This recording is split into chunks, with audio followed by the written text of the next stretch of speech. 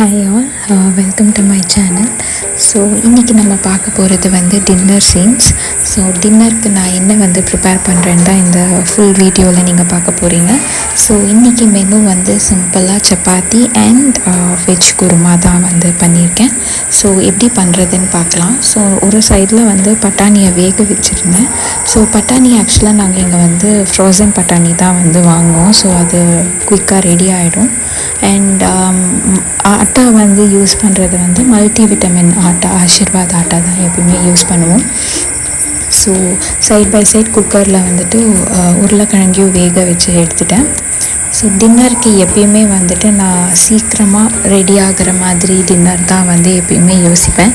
ஏன்னா அப்போ தான் ஹஸ்பண்ட் வந்து வீட்டில் ஒர்க்லேருந்து டயர்டாக வந்திருப்பாங்க. ஸோ அவங்களுக்கு பசிக்கும். ஸோ டக்குன்னு ரெடி ஆகிற மாதிரி ப்ளஸ் ஹெல்த்தியாகவும் இருக்கிற மாதிரி தான் வந்து நான் எப்பயுமே டின்னருக்கு ப்ரிப்பேர் பண்ணுவேன். ஸோ முன்னாடியே முடிஞ்ச வரைக்கும் ப்ரிப்ரேஷன்ஸை பண்ணி வச்சுருவேன். கரெக்டாக அவங்க வரும்போது ஹாட்டாக அதை பண்ணி சர்வ் பண்ணணும்னு தான் யோசிச்சு பண்ணுவேன். ஸோ சப்பாத்தியை நீட் பண்ணியாச்சு. அது தனியாக அப்படியே செட் ஆகட்டும்னு சொல்லி விட்டுட்டேன். அண்ட் குருமாக்கு இப்போ தேவையானது பண்ண போகிறோம். ஸோ எப்பயுமே வந்து கோகோனட் வந்து முன்னாடியே நாங்கள் வந்து அதை துருவி ஃப்ரீசரில் வந்து ஸ்டோர் பண்ணிவிடுவோம். அது கொஞ்சம் நாளைக்கு இருக்கும், கெட்டு போகாது. ஸோ சமைக்கும் போது நம்மளுக்கு இன்னும் கொஞ்சம் ஈஸியாக இருக்கும். ஸோ இப்போ நான் வந்து தேங்காய் அண்ட் சோம்பு ஆட் பண்ணுறேன். சோம்பு வந்து அது ஒரு ஃப்ளேவர் தரதுக்கு. இன்கேஸ் உங்கள்கிட்ட சோம்பு இல்லைன்னா நீங்கள் பட்டை இல்லை கிராம்பு, லவங்கம் கூட நீங்கள் யூஸ் பண்ணிக்கலாம். பச்சை மிளகா உங்களுக்கு எவ்வளோ காரத்துக்கு தேவையோ அவ்வளோ பச்சை மிளகா ப்ளஸ் வாட்டர், இவ்வளோ தான். இந்த 3 இன்க்ரீடியண்ட் தான். ஸோ இதை வந்து நம்ம அரைச்சிடும். அண்ட் உருளைக்கிழங்கு வேக வச்சுருந்தது இப்போ தனியாக அதை எடுத்து பீல் பண்ணி கட் பண்ணி ரெடி பண்ணி வச்சிடுறேன். ஸோ இந்த குருமா வந்து ஜஸ்ட் 15 மினிட்ஸில் நீங்கள் ரெடி பண்ணிடலாம். அண்ட் கண்டிப்பாக டேஸ்டியாகவும் இருக்கும். நீங்கள் ட்ரை பண்ணி பாருங்கள். தேவையான அளவு ஆயில். ஸோ நீங்கள் என்ன ஆயில் வேணுமோ யூஸ் பண்ணிக்கலாம். செசமே ஆயில் இல்லை ஜின்ஜர்லி ஆயில், எது வேணுமோ நீங்கள் யூஸ் பண்ணிக்கலாம். ஆனியன், சோம்பு, தக்காளி, கொஞ்சம் பச்சை மிளகா and red chilli powder. So நிறைய பேர் வந்து நிறைய மசாலாலாம் ஆட் பண்ணுவாங்க.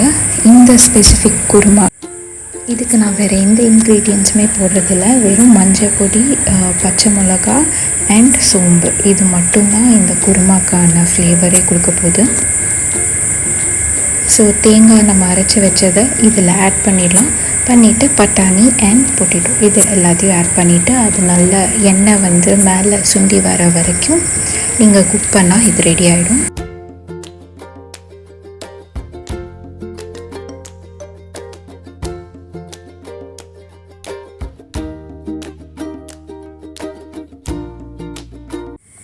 ஸோ எந்த டிஷ்லேயும் பார்த்திங்கன்னா கொத்தமல்லி இல்லைன்னா அது ஒரு டிஷ்ஷே இல்லை. ஸோ அது ஒரு தனி ஃப்ளேவர் டேஸ்ட்டை கொடுக்கும். ஸோ லாஸ்ட்டாக கொத்தமல்லி ஆட் பண்ணிவிட்டு இறக்கி வச்சிடலாம். சைட் பை சைட் நான் சப்பாத்திக்காக ப்ரிப்பேர் பண்ணிகிட்ருக்கேன். இந்த மெத்தட் நான் பண்ணுறது வந்து ரொம்ப சாஃப்டாக இருக்கும் சப்பாத்தி. எனக்கு தெரிஞ்ச நிறைய பேருக்கு தெரியும். இன்கேஸ் யாருக்காச்சும் தெரியலன்னா இது எப்படி பண்ணணுன்ற ஃபுல் வீடியோ வந்து நான் கீழே டிஸ்கிரிப்ஷனில் நான் உங்களுக்கு அந்த லிங்க் கொடுக்குறேன்.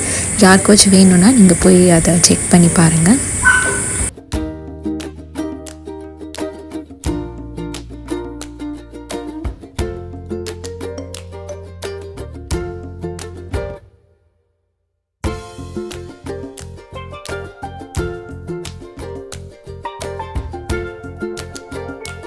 ஸோ சப்பாத்தி பார்த்திங்கன்னா உங்களுக்கு நல்லா உப்பியே வரும்.